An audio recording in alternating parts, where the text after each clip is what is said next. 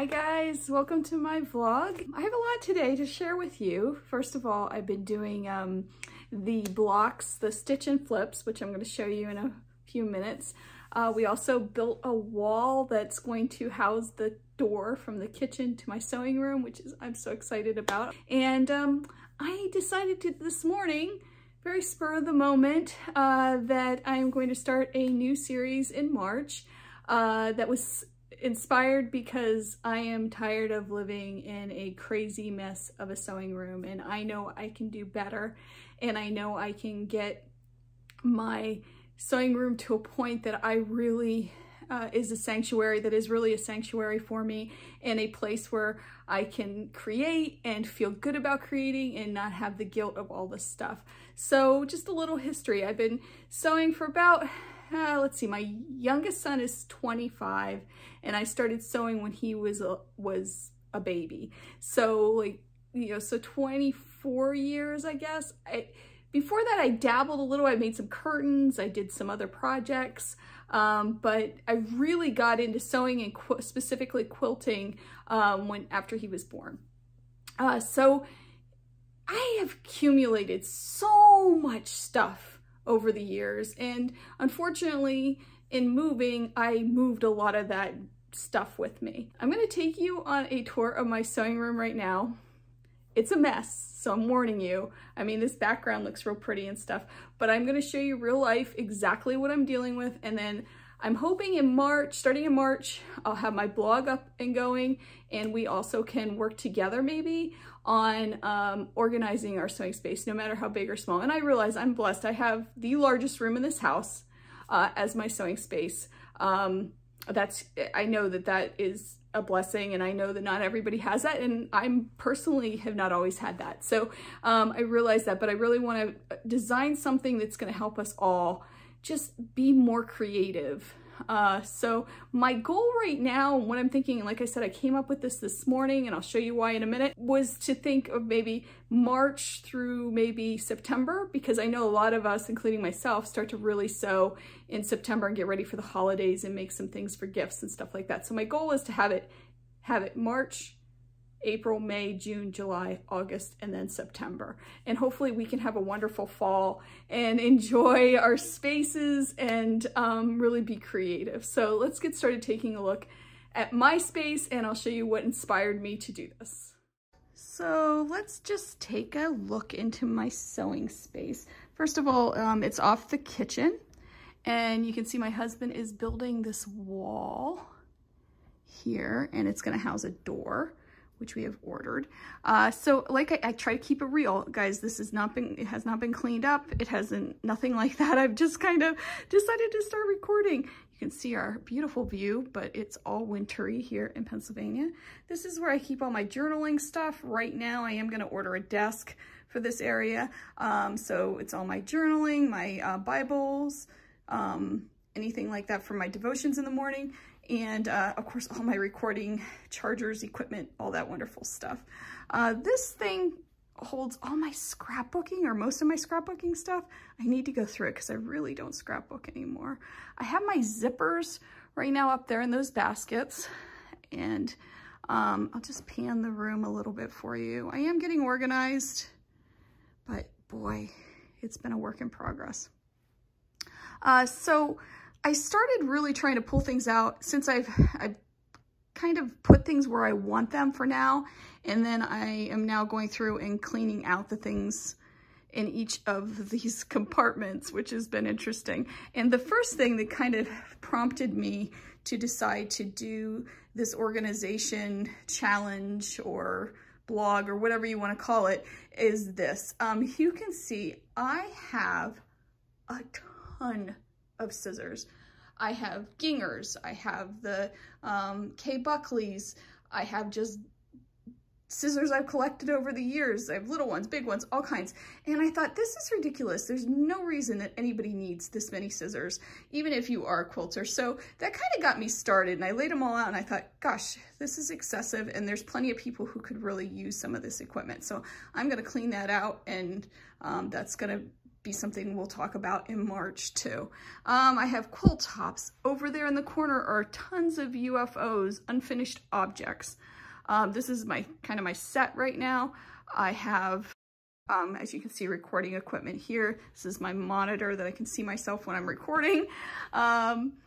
There's batting and scraps, and there's all kinds of, like, you know, rolls of interfacing and all that stuff. I still even have bins that I haven't cleaned out. It's crazy. There's more scraps over here. That's my design wall and my thread rack that is yet to be hung. My antique quilt, which unfortunately, or not my antique quilt, my antique sewing table, which unfortunately I believe I'm going to get out of restoring. I'm going to sell that, I believe. I also have my serger, my sewing machine, my light, which they no longer make, and I cannot get a replacement bulb for, so I got to get rid of that. My chair, that was my mother-in-law's. I need a new one of those too because it's very uncomfortable. Look at this. One of my carts made its way back into my sewing room, and I've been using it when I make the blocks that I'm going to show you in a little bit. This is another just organization station that I have stuff. And then I have this really great, let me back up, chest of drawers that has been awesome. This was in a bedroom in our old house, so I repurposed it. It houses rulers and stencils and all kinds of stuff. And then up here, it's kind of become a catch-all when I'm going through stuff and finding stuff. I did manage to get all my glues organized into this thing, but I'm not sure if it's staying there. This cabinet here, which has the iron on it, we call this the Franken furniture because it's something I bought at a flea market and it's like pieced together. It is huge. And I always thought, oh, I'll paint it or something, a really fun color, and maybe I will, I'm not sure. There's my ironing board, which has a big stain on it, and I need to address that. There's just so many things. There's things on the floor. And then I have been hanging things over here. I mean, I have so many measuring tapes. Who needs that many measuring tapes? I don't know. So as you can see, it's become an issue. I'll pan the whole room. I have too much stuff. So I have way too much stuff, which is why I am going to have to address it. Anyway, let me give you an update on the blocks from last week, and I will show you what I've done so far. So here are the blocks. I've made 9 so far, and I'm just having so much fun using up the vintage scraps that I have. And I've even incorporated here, I've incorporated vintage blocks. So I have some old blocks that I thought, oh, I'll put as the center. I did one over here like that too. And I tried to stay with the colorways, you know, like the blues and the yellows, and keeping them all together and having a lot of fun with it. So this was the original block I did in the tutorial. Well, I'll put a link here. And then I was so inspired by the quilt that I posted this week in the lessons from an old quilt, where the maker actually used old fabric as a backing instead of muslin. So I did that. I did that on this one. I have this fabric, and I have a whole stack of them here ready to go, that I just don't like. I've had it for probably 22 years, and I decided to cut it up and use it, and it worked beautifully. So I know some people might really love that fabric, but I just had it, and I had a ton of it, and I was like, I'm gonna do that. That's what I'm gonna do. So I have a bunch of blocks ready to go. And they've been a lot of fun. It takes me probably 10 minutes to make one because I have all the pieces there, and I just dump them into my rolling cart and I sew. So it's been a lot of fun.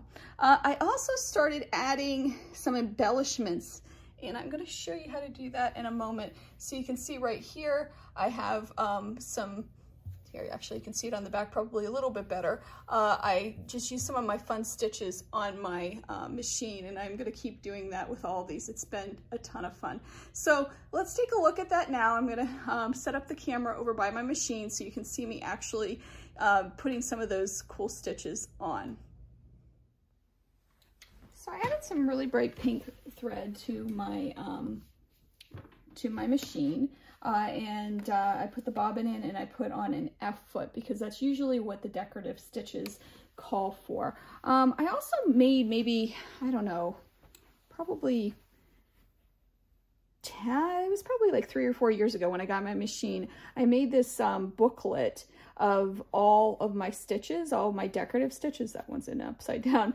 And it's kind of been like a Bible for me for my stitches, and I can go through and see exactly what they look like. The machine came with like a plastic card that had them all on it, but I really like to see them done in thread. So I decided to do this. This isn't my idea. Somebody else, I was at a guild meeting, I believe, and they came in and talked about doing this. So it's been really great because I can see all of my stitches, all my decorative stitches, and I highly recommend it. It even helps me with zigzag stitches and stuff. So you can kind of see here, I know what they look like, even my blind hem, all of that. And then I can refer to this when I need to make a stitch. And I even played with the length. And it's been really invaluable. I can see the edges are fraying. I probably should do something about that. Maybe send them through the serger because of that. But overall, it's just been really great. So I'm going to pick a stitch that I kind of like, and I want to pick one actually that shows up on camera really well. Let me see. I think I'm going to do, maybe we'll do this one. I think this will show up, and I know it's 173, so I'm going to put that into my computer. It's mode 2, 173, and it takes me to the stitch that I want. I can adjust the length, I can adjust the width, but I'm going to keep it as is. It tells me that I want the F foot, which is what I have on, and then I'm just going to pick one of these and start sewing. So let me see, I think it'll show up really well probably on the yellow, but actually this blue, let's do this blue. And my goal is to kind of just put all colors in these and make them extremely colorful. So I'm just going to pick a seam that I think it would look good on, and I'm going to actually pick this one, and I start stitching. It's all ready to go. Hopefully this goes well. You're seeing this in real time, so, and here we go. Now I'm coming up to the end, and what I usually do is I'll hit my knot key, and usually it'll finish the stitch and end it. Let's see if it works this time. And it is. It's finishing up the stitch, and now it's locking it with a knot. Cut my threads, and boy, that worked out perfectly. I did not have that timed or have that set up to do that. I'm just going to trim that thread, and hopefully you can see that. Oops. Looks really pretty. And I'll just keep going. I'll probably use this pink thread on all of these, and then, you know, go and maybe do red and just do all colors of the rainbow is my goal. The last thing I'm going to show you is how I use this cart that I brought back into my sewing room to help me with my project here that I'm making all these scrappy crazy quilts with all this vintage fabric. So I take my vintage fabric and I just dump it into this top shelf of this, and this way I can pull from this and make my scrappy crazy quilt, and then I can, you know, I can dig through it like this. It kind of keeps it contained, and then when I'm done, I'll shove it back into this jar for display.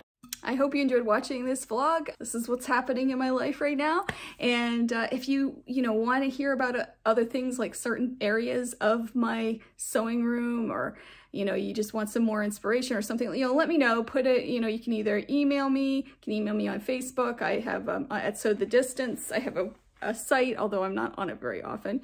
You can also email me at sewthedistance@gmail.com, or you can just leave a comment below and I will get back to you, do my best to get back to you at least.